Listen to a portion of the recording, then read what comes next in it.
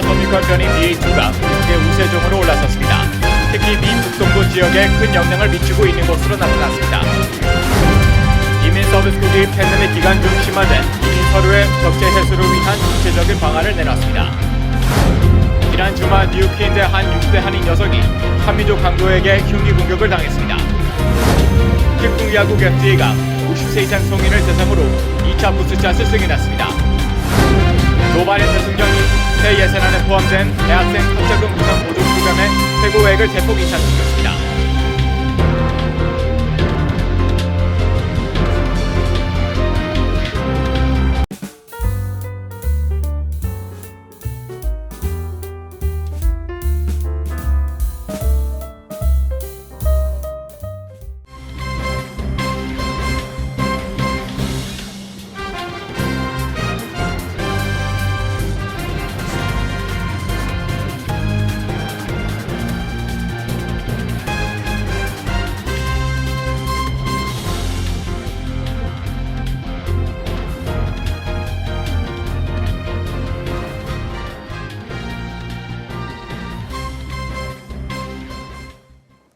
여러분 안녕하십니까?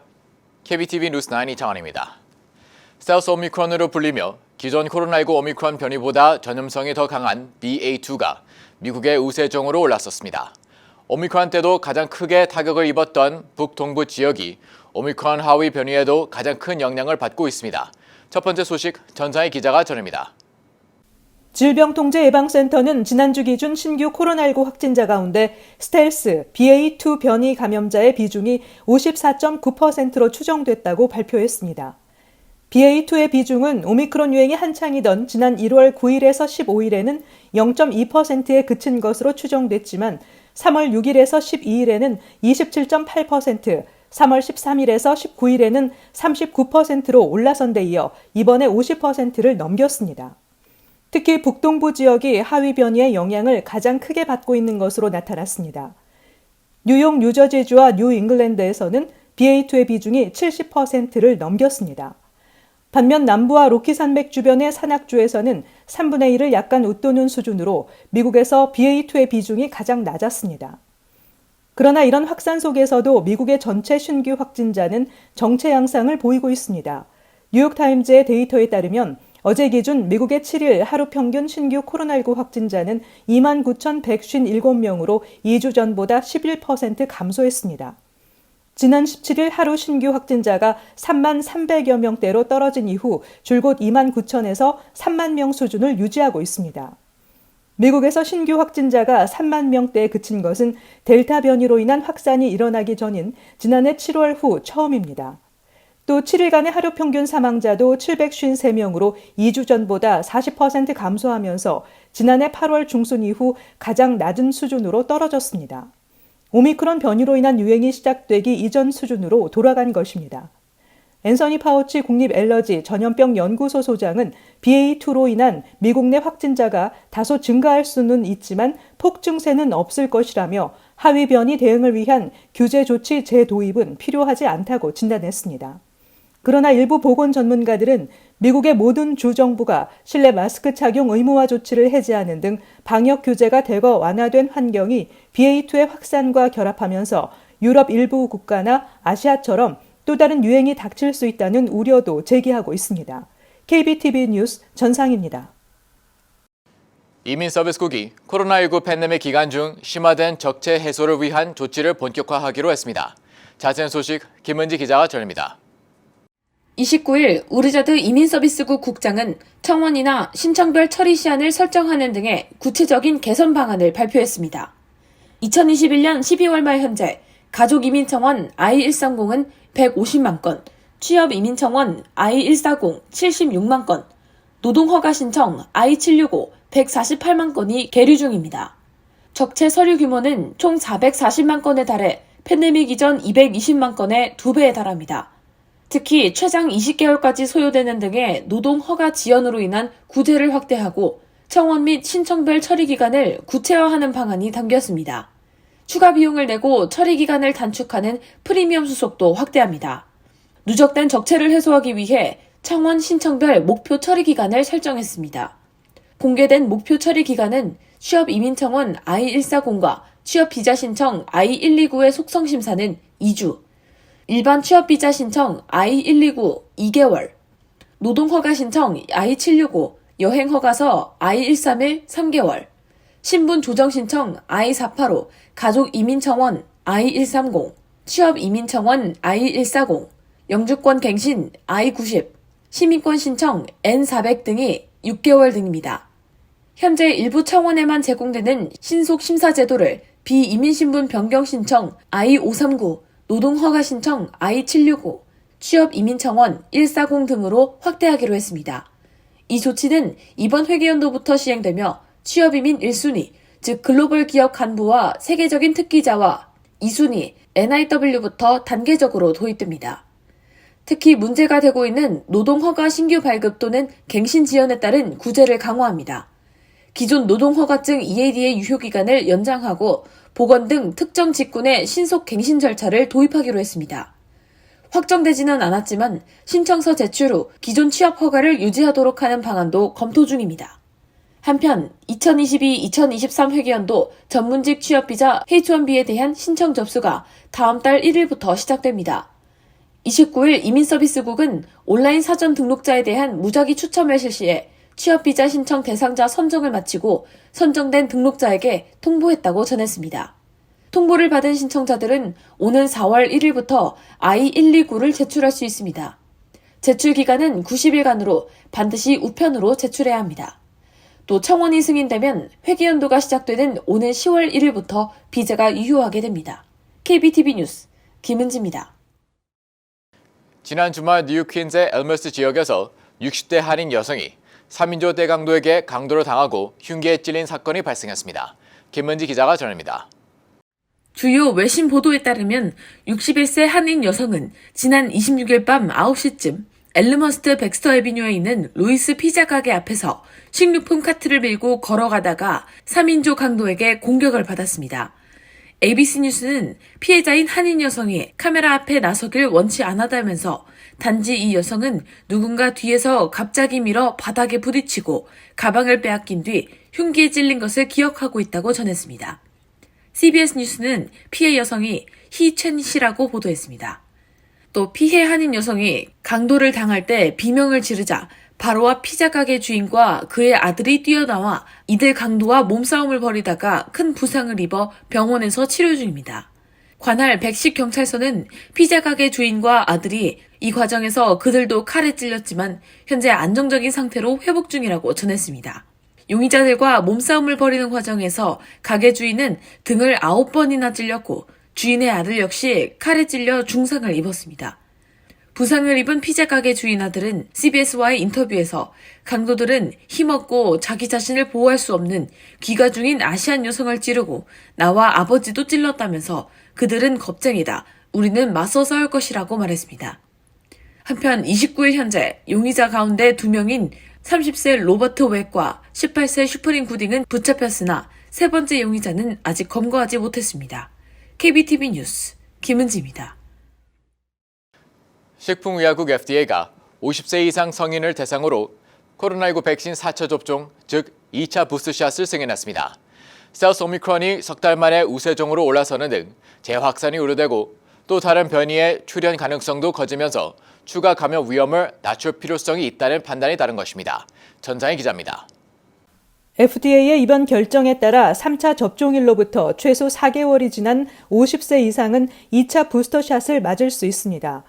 50세 미만이더라도 면역력 저하자라면 파이저 백신은 12세 이상부터, 모더나 백신은 18세 이상부터 투여가 가능합니다. 파이저와 모더나는 65세 이상 성인에 대한 4차 접종 허가를 요청했지만 FDA는 승인 대상 연령을 확대했습니다. 피터 마크스 FDA 생물의약품평가연구센터 소장은 50세 이상 다수가 만성질환을 앓고 있어 감염 위험에 노출될 가능성이 크다고 설명했습니다. 엘버트 볼라 파이저 최고 경영자는 성명을 내고 이번 긴급 사용 승인이 현재의 백신 요구에 대응하는 데 도움을 줄 것이라며 우리는 현재 유행하는 코로나19 바이러스 종에 대한 보호뿐 아니라 더 오래가는 면역 반응을 제공할 수 있는 백신 업데이트 개발을 위해 노력하고 있다고 밝혔습니다. FDA의 4차 접종 승인 결정은 오미크론 변이보다 전파력이 더 강한 것으로 알려진 스텔스 오미크론이 유럽과 아시아에서 확산하는 가운데 내려졌습니다. 이런 가운데 2차 부스터샷이 고령층의 사망과 입원을 예방할 수 있다는 연구 결과가 나온 것이 FDA의 결정에 상당한 영향을 미친 것으로 보입니다. 이스라엘 과학자들은 최근 60세에서 100세 접종자를 대상으로 한 연구에서 4차 접종까지 마친 해당 연령층의 오미크론 변이로 인한 사망률이 3차 접종자에 비해 78% 낮다고 밝힌 바 있습니다. 그러나 젊은 성인들의 경우에는 4차 접종이 예방 효과를 극적으로 높여주지는 않는다는 연구 결과가 있다는 점에서 FDA가 당장 4차 접종 대상 연령을 더 낮출지는 불투명하다고 언론들이 전망했습니다. KBTV 뉴스 전상입니다. 조 바이든 대통령이 대학생 학자금 무상 보조 프로그램인 펠그랜트의 최고액을 $2,175 인상하는 방안을 새 회계연도 예산안에 포함시켜 주목되고 있습니다. 자세한 소식 김문지 기자가 전합니다. 현재 펠그랜트 수혜 가정의 소득에 따른 최대 지원 금액은 $6,495인데 인상안이 적용되면 최대 $8,670를 무상으로 지원받게 됩니다. 펠그랜트는 연방정부가 학비를 지원하는 무상 보조금으로 매년 재정적인 도움이 필요한 수백만 명의 학생들이 혜택을 받고 있습니다. 교육부에 따르면 2021-2022학년도에 613만 명이 지원을 받고 있으며 2022-2023 회계연도에는 665만 명까지 늘어날 것으로 보입니다. 바이든 행정부는 펠그랜트 지급액 확대에 대해 저소득층이 비싼 대학 학비를 부담하는 데 크게 도움이 되고 궁극적으로 부채를 줄이는 효과를 가져올 것이라고 보고 있습니다. 바이든 대통령은 궁극적으로 2029년까지 펠그랜트 수혜액을 2배로 늘리는 것을 목표로 하고 있습니다. 또 불법 체류 청년 추방 유예 프로그램인 다카 수혜자에 대한 펠그랜트 신청 자격 부여를 지속적으로 추진할 계획이라고 강조했습니다. 한편 고등교육 전문 매체 인사이드 하이어 에듀케이션은 펠그랜트 인상안이 일부 공화당을 포함한 의원들의 지지를 받을 수도 있지만 과도한 지출을 우려하는 의원들의 반대에 막힐 가능성도 배제할 수 없다고 전했습니다. 이번 펠그랜트 인상안을 위한 예산은 2022 회계연도에 $287억 $85억 증액된 $372억 필요한 것으로 추산됩니다. KBTV 뉴스 김은지입니다. 뉴저지 주의회에서 주내 고등학교 등교 시간을 늦추는 법안이 다시 추진되고 있습니다. 크레이그 커플린 주 하원 의장과 빈 고팔 주 상원 의원이 발의한 해당 법안은 오는 2024년 새학기부터 고교생 등교 시간을 오전 8시 30분 이후로 늦추는 내용을 담고 있습니다. 커플린 하원 의장은 코로나 바이러스 대유행 이후 학생들의 만성 수면 부족 현상이 두드러지게 증가했고 이른 등교 시간에 따른 불안이나 우울증 발생 위험이 높다는 조사 결과를 인용하며 이번 법안 통과의 중요성을 강조했습니다. 이런 가운데 자체적으로 고교생들의 등교 시간을 늦추는 방식을 채택한 학군도 등장했습니다. 모리스 카운티 채텀 고등학교는 지난 9월부터 등교 시간을 기존 오전 7시 40분에서 8시 20분으로 늦췄습니다. 현재 뉴저지 내 대부분의 고등학교 평균 등교 시간은 오전 7시 51분으로 전국 평균인 오전 8시보다 이른 것으로 조사됐습니다. 재미 차세대 협의회는 주한 우크라이나 대사관을 방문해 후원금 10,000불을 전달했습니다. 뉴저지 한윤회, 사랑의 터키 한미재단, 폴킴 시의원 등이 모금에 동참했습니다. AAYC는 전쟁으로 어려움을 겪고 있는 우크라이나 국민들에게 재외 동포들도 우크라이나의 아픔을 함께하고 있음을 알리고 한국과 우크라이나의 우호 관계를 위해 한국에 있는 우크라이나 대사관에 후원금을 전달했다고 밝혔습니다.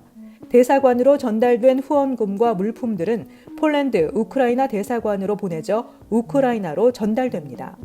AAYC는 2017년 미국 동부를 중심으로 결성된 청소년 단체입니다. 지난해 해외 최초로 뉴저지주의 한복의 날 제정을 성사시켰고 구글의 항의에 김치의 기원을 차이나에서 코리아로 변경하는 등 공공외교에 앞장서고 있습니다. 에릭 아담스 뉴욕시장은 시의 경제회복 계획의 일환으로 오늘 새로운 노숙자 쉘터를 발표했습니다. 뉴욕시는 시 전역에서 거리에 사는 뉴요커들에게 대피소와 기타 서비스가 있는 안전한 피난처를 제공할 계획입니다. 이번 주에 뉴요커에게 350개 침대가 제공되며 앞으로 몇 주 내에 총 500개의 침대가 제공될 계획입니다. 어제 모리스 애비뉴에는 새로운 노숙자 쉘터를 열었으며 포파크의 노숙자 쉘터는 이제 브롱스로 이전됩니다. 앞서 이번 주 초 브루클린 퀸즈 익스프레스웨이 아래 세워진 텐트 등을 치우는 청소 작업이 벌어졌습니다. 아담스 시장은 이 조치가 비판을 받을 것으로 예상하지만 장기적으로 도시를 위한 최선의 결정이 될 것이라고 확신한다고 밝혔습니다. MTA는 버스를 더 빠르게 운행하고 기차역과 연결하기 위해 퀸즈의 버스 노선을 재설계하는 새로운 계획 초안을 발표했습니다. MTA 회장이자 CEO인 제너 리버는 지하철과 먼 곳에 사는 많은 시민들의 대중교통인 버스는 빠르고 효율적으로 이동할 수 있도록 해야 한다고 밝혔습니다. 퀸즈에서 지난달 버스의 평균 속도는 시속 9.1마일이었습니다. MTA는 모든 자치구의 버스 노선을 업데이트할 계획으로 초안에는 1,685개의 버스 정류장이 포함되어 있습니다. MTA는 이미 스테이튼 아일랜드의 버스 네트워크를 재설계했으며 브롱스 버스 재설계는 이번 여름에 시행될 예정입니다. 잠시 후 커뮤니티 브리핑을 전합니다.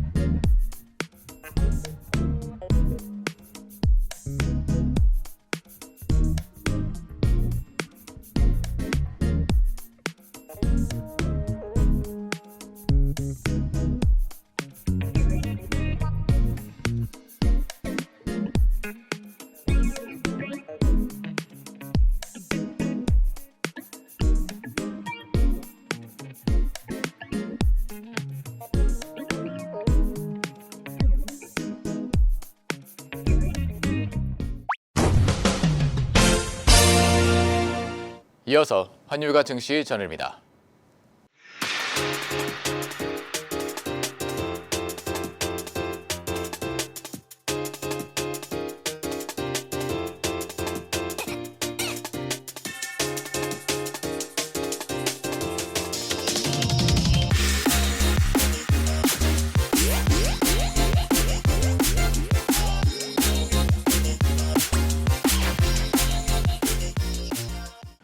잠시 후 뉴욕과 뉴저지 날씨 전해드립니다.